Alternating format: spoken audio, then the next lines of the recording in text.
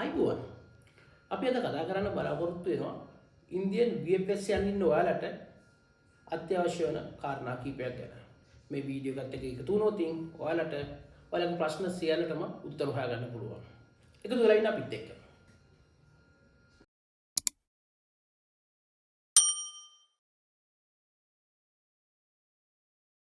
අංක 1 අපි ඉස්සෙල්ලාම කතා කරමු කොහොමද හොටල් එකක් බුක් කරගන්නේ. මොන වගේ තැනක්ද අපි choice කරගන්නේ කියලා. අපි ඉන්දියන් VFS යනකොට හොටල් එකක් බුක් කරගන්නකොට අපි try කරන්න ඕනේ VFS එකට ඉතා කිට්ටුවෙන් තියෙන තැනක තමයි අපි හොටල් එක බුක් කරගන්න ඕනේ.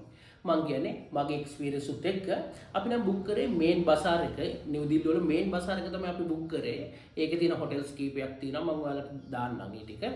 අපි හිටියේ හරි පියර් කෝ කියන හොටල් එකේ හිටියේ.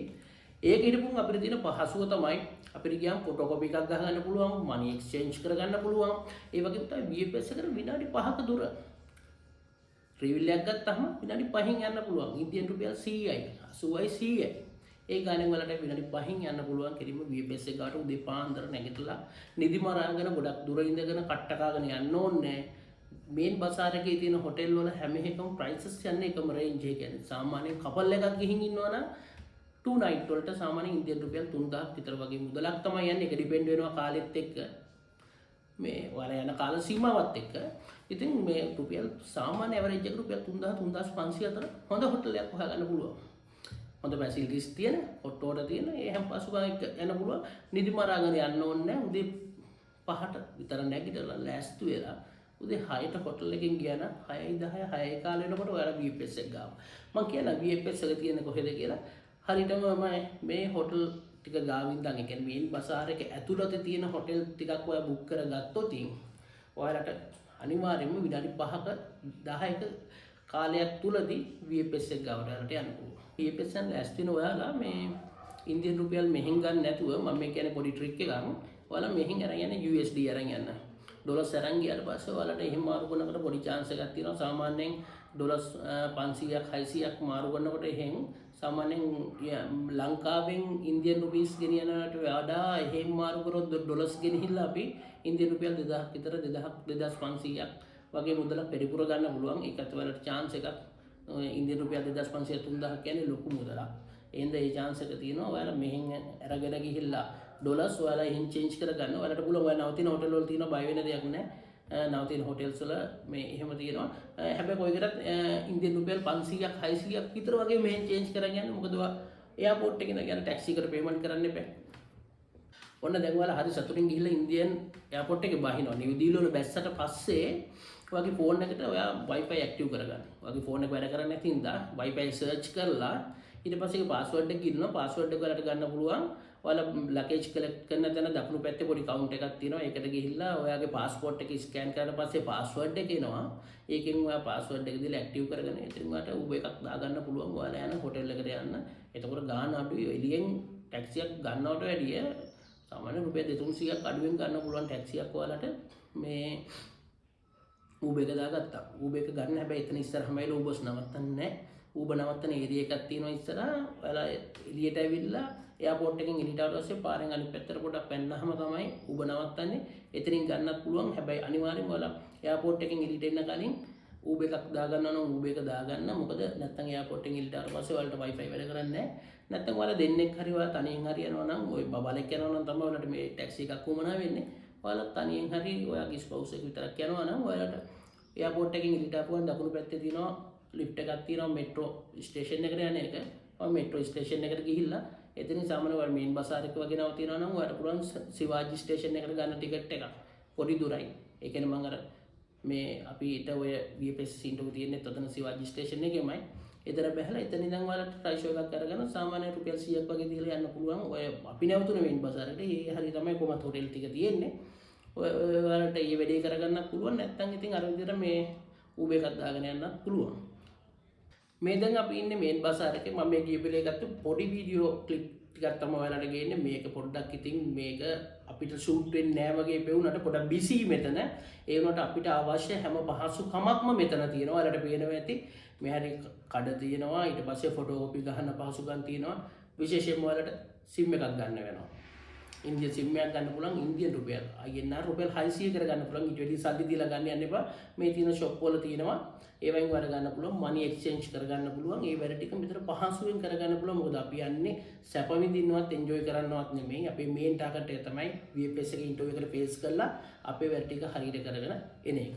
ඔන්න දැන් මම හරියටම ඉන්නේ සිවාජි මෙට්‍රෝ ස්ටේෂන් එක ඉස්සරහ තමයි මේ මම ගත්ත පොඩි වීඩියෝ ක්ලිප් එකක් ඔයාලට පෙන්නන්නේ. මේක ඇතුලේ තමයි තියෙන්නේ VFS ඔෆිස් එක.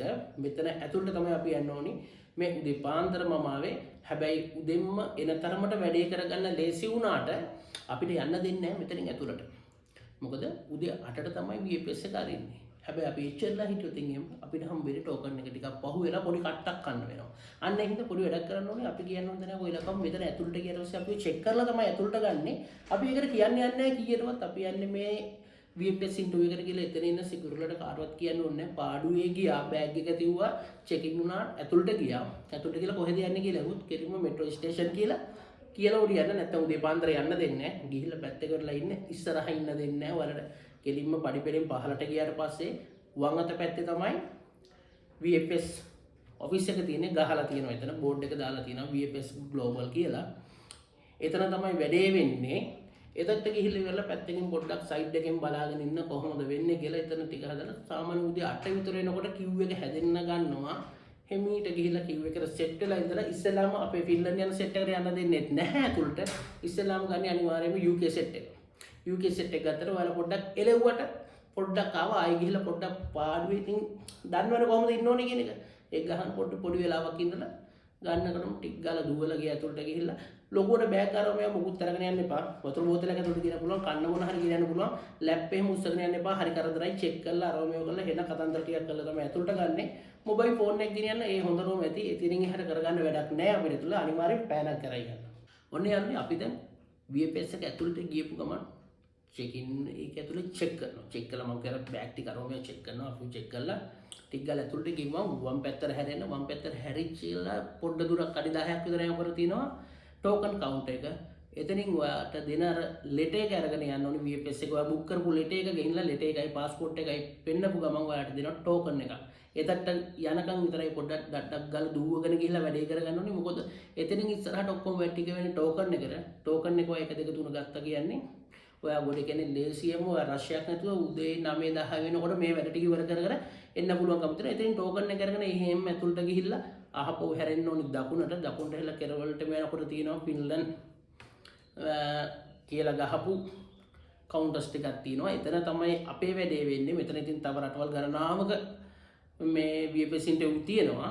අපේ වැඩේ වෙන්නේ ෆින්ලන්ඩ් අපේ මේන් ටාගට් එක. එතනට ගියාට පස්සේ එතන ඉන්නවා කට්ටිය ටෝකන් එකට පස්සේ නම්බර්ස් කතා කරනවා. 1 2 3 කියලා කතා කරනවා. එතකොට තියෙනවලට කිසිම අවුලක් නැතුව ඇතුළට ගිහිල්ලා ඔයාලා හරියට ෆයිල් ටික ඩොකියුමන්ට් ටික හරියට හදාගෙන යන්න. ඒ ටික ගෙනහිල්ලා ඉන්ටර්වියු එකට ෆේස් කරන්න. කිසි දෙයකට බය වෙන්න එපා. හදිස්සි වෙන්න එපා. ආන හැම දෙයකටම සැහැල්ලුවෙන් උත්තර දෙන්න. හිනහ වෙලා ඇතුළට යන්න. යන ගමන් අනිවාර්යෙන් එක්කෙනෙක් හෝ දෙන්නෙක් ඉන්නවා. ඉන්දියන් එක්කෙනයි ෆින්ලන්ඩ් එක්කෙනයි අනිවාර්යෙන් ඉන්නවා. සමහරට එක්කෙනෙක් ඉන්නත් පුළුවන් ෆින්ලන්ඩ් එක්කෙනා විතර.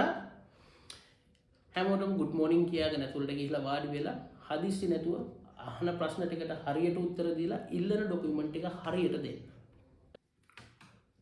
මේ වීඩියෝ එකෙන් මම ඔයාලට දාන්නම් ඉන්ටර්වියු එකේදී ඉල්ලන අත්‍යවශ්‍ය ඩොකියුමන්ට් කීපයක් තියෙනවා. ඒ ටික මොනවාද කියන එක පික්චර්ස් එක මම ඔයාලට දාන්නම්. ඒ ටිකත් බලන්න.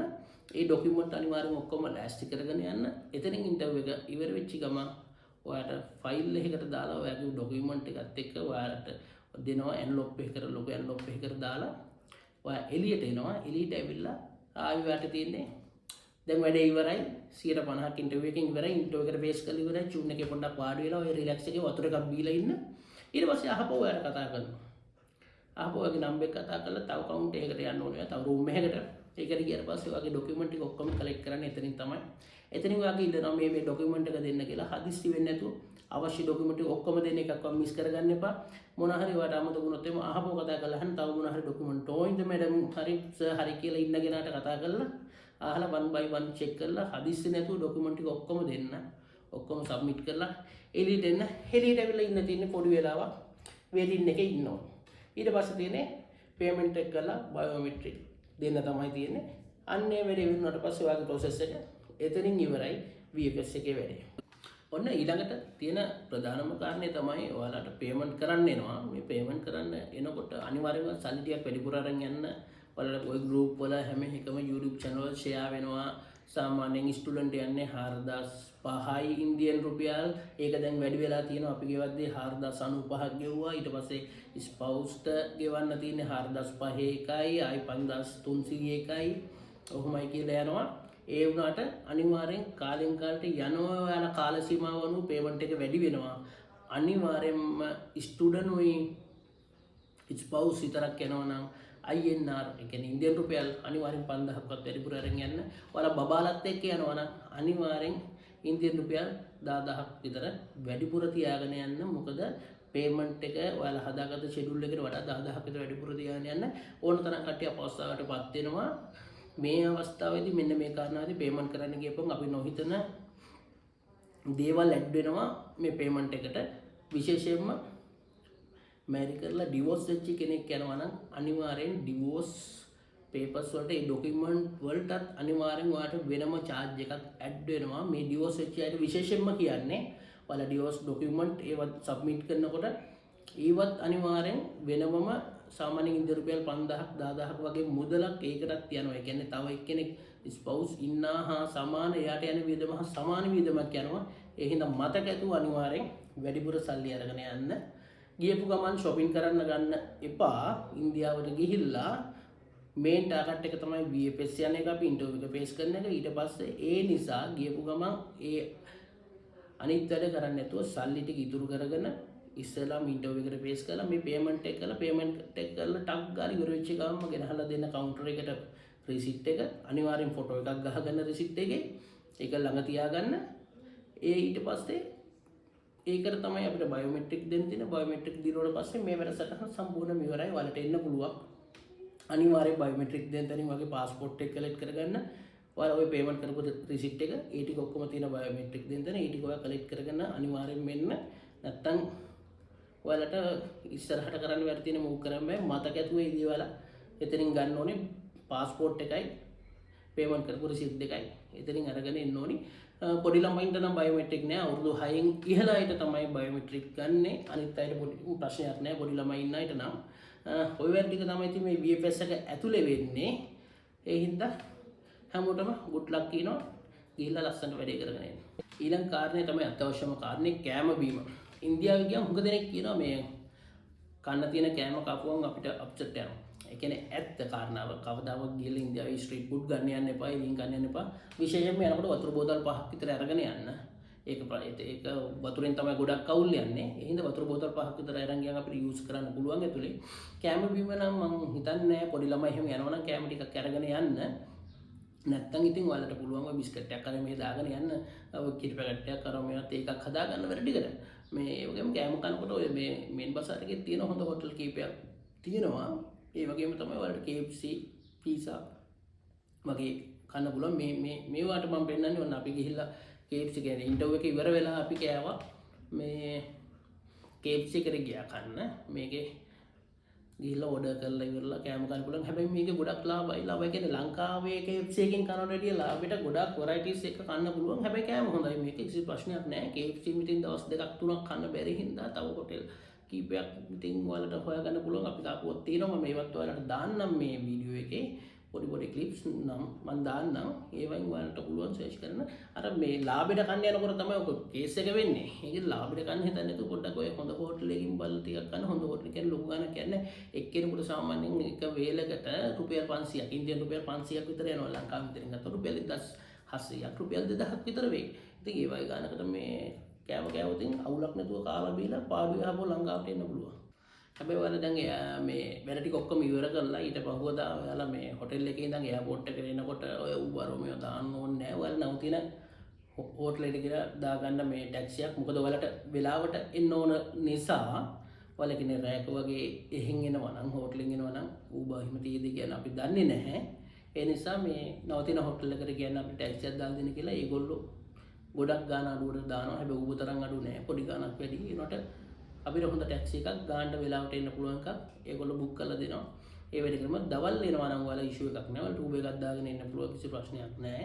අර ඔයාලා රෑ එනවනම් උදේ පාන්දර ෆ්ලයිට් තියෙනවා. දැන් අපිටත් ඇද්දේ හම්බුණා උදේ 6 ගානට තියෙන ෆ්ලයිට් හම්බුණා. ඒ වගේ වෙලාවට වගේ එන්න ඕන නම් සාමාන්‍යයෙන් පැය 3කට විතර කලින් අපි එයාපෝට් එකේ ඉන්න ඕන නිසා රෑ 2:00ට එන්න එනවනේ හොටල් එකේ. අන්න ඒ වගේ වෙලාවට අපිට ෂුවර් කරන්න බෑ ඌ එකක් තියෙද නැද්ද කියන එක.